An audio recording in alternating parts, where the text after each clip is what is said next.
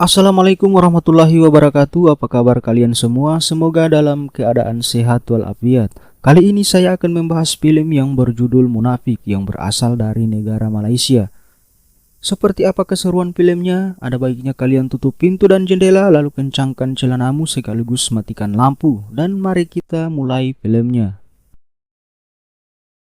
Film ini menceritakan seorang ustadz bernama Adam yang mengalami kecelakaan bersama keluarganya, di mana istrinya yang bernama Julaika harus meninggal dunia tepat di hadapannya akibat tabrak lari.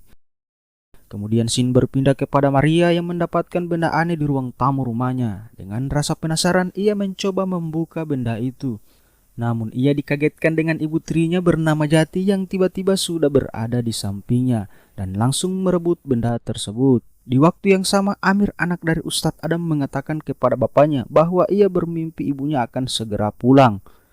Mendengar hal itu, Adam sedih dan langsung memberikan pengertian kepada anaknya bahwa ibunya telah meninggal dunia. Namun Amir tidak terima dengan penjelasan ayahnya. Untuk menenangkan hati Amir, Adam mengajak putranya untuk berziarah ke makam ibunya. Sekaligus Adam ingin memberikan pengertian terhadap putranya bahwa ibunya tidak akan kembali lagi. Namun di waktu yang sama, pria bernama Adul menatap sinis ke arah Ustadz Adam. Ketika Adam dan putranya ingin pergi, Adul menghampiri mereka dan bertanya mengapa Adam selalu menolak untuk meruqyah warga, padahal mereka sangat memerlukan bantuan Adam. Tiba malam hari, Adam kedatangan tamu bernama Asman. Ia berusaha membujuk Adam untuk tidak lagi memikirkan kejadian yang menimpa sang istri. Ia mengatakan kepada Adam bahwa itu sudah menjadi kehendak Allah Subhanahu wa Ta'ala. Adam yang masih tidak terima dengan kepergian istrinya lalu membantah Asman. Ia mengatakan bahwa Asman tidak pernah merasakan apa yang ia rasakan. Sementara di waktu yang sama, Jati yang berada di kamar Maria terlihat keheranan karena koleksi buku Maria bertema iblis. Lalu scene berpindah kepada Maria yang mengalami teror saat mau pulang kantor. Lift yang biasanya ia gunakan turun ke bawah tiba-tiba menjadi horor. Maria yang masih dihantui rasa takut, tiba-tiba mobil yang ia kendarai oleng. Ternyata ban mobil bocor. Jati yang masih heran dengan koleksi buku Maria, kemudian ia melaporkan kepada suaminya bernama Osman. Ia mengatakan bahwa buku itu jangan sampai akan berpengaruh buruk kepada Maria. Scene kembali kepada Maria yang telah selesai memasang ban serepnya. Tiba-tiba ia melihat bola yang menggelinding di hadapannya. Namun ternyata bola tersebut milik si bocil. Maria yang menyadari bahwa bocil itu adalah anak setan, ia langsung masuk ke mobilnya.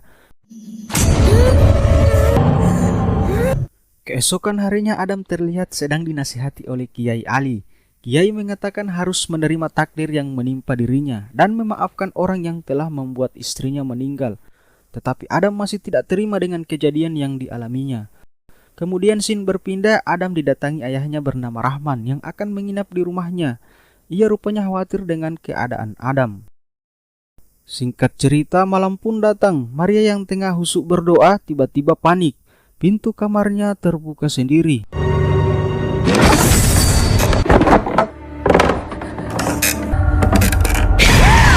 Di tengah kepanikan, kemudian Maria pun sangat shock karena tangannya berlumuran darah.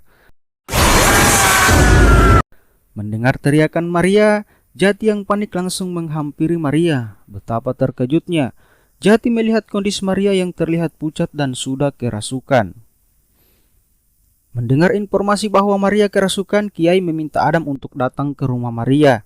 Sesampainya Adam di rumah Maria, ia mendapati Maria sedang duduk di pojok kamar dalam keadaan kerasukan. Dan Adam pun langsung membacakan ayat ruqyah.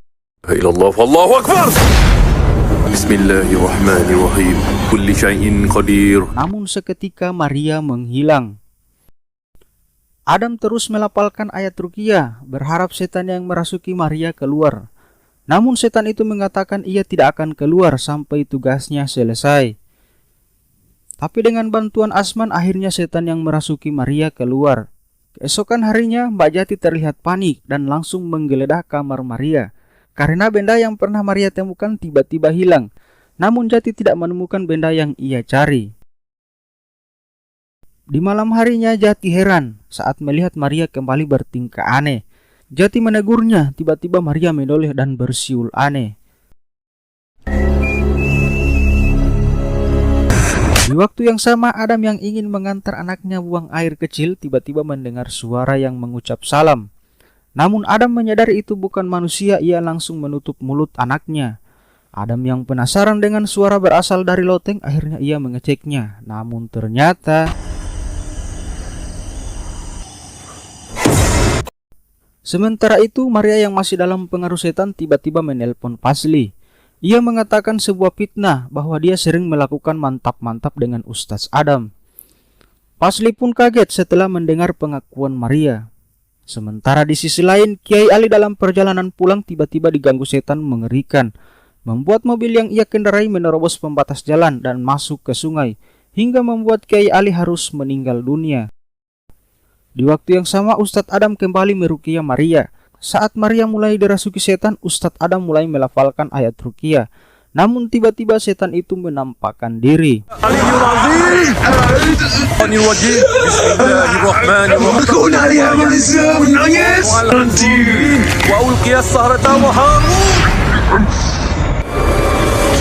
Aku berlindung denganmu ya Allah. Adam yang merasa bahwa ia tidak mampu mengatasinya sendiri, ia pun langsung bergegas pergi meminta bantuan. Di tengah perjalanan, Adam mendapat telepon dari Asman. Asman mengatakan bahwa Kiai Ali telah meninggal dunia dalam kecelakaan mobil. Tidak berselang beberapa menit, Adam mendapat telepon dari putranya. Lagi-lagi putranya menanyakan kapan ibunya akan pulang. Adam yang tidak bisa menahan emosinya langsung menuju ke kuburan, langsung menggali kuburan istrinya dan langsung membawanya kepada Amir. Namun Amir kelihatan shock ketika ayahnya benar-benar membawa ibunya pulang.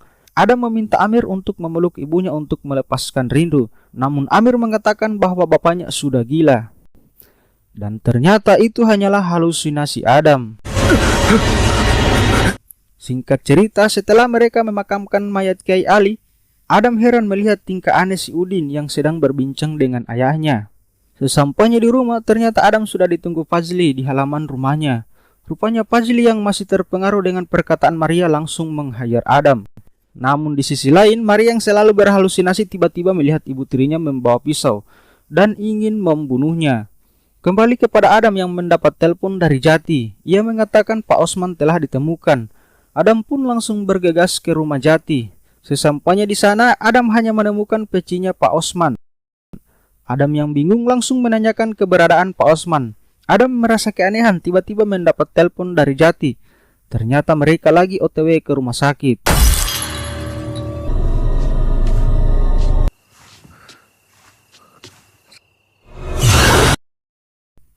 Di waktu yang sama, Maria yang baru siuman langsung pergi mencari perawat.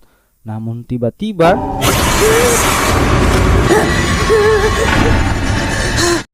Adam yang baru saja tiba di rumah sakit mendapat telepon dari Maria. Ia meminta Adam untuk datang ke gedung terbengkalai karena Maria ingin memberitahukan rahasia yang sangat penting. Tanpa pikir panjang, Adam pun langsung OTW. Sesampainya Adam di gedung itu, Adam langsung menyalakan senter. Saat Adam mulai mencari Maria, tiba-tiba ia ditarik oleh makhluk yang tak kasat mata.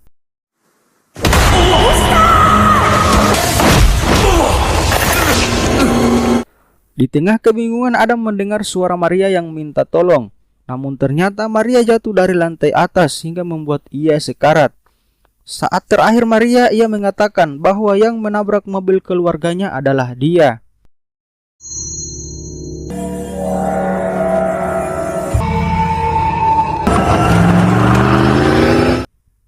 Saat Maria menghembuskan napas terakhir, tiba-tiba Pak Osman datang. Ternyata dalang dari semua ini adalah Pak Osman. Pak Osman murka terhadap Adam karena Adam menggagalkan rencananya untuk membuat warga tersesat ke dalam dunia hitam. Lalu Pak Osman memanggil iblis untuk menghabisi nyawa Adam. Namun dengan kekuasaan Allah Subhanahu wa Ta'ala, Pak Osman disambar petir dan akhirnya tewas mengenaskan.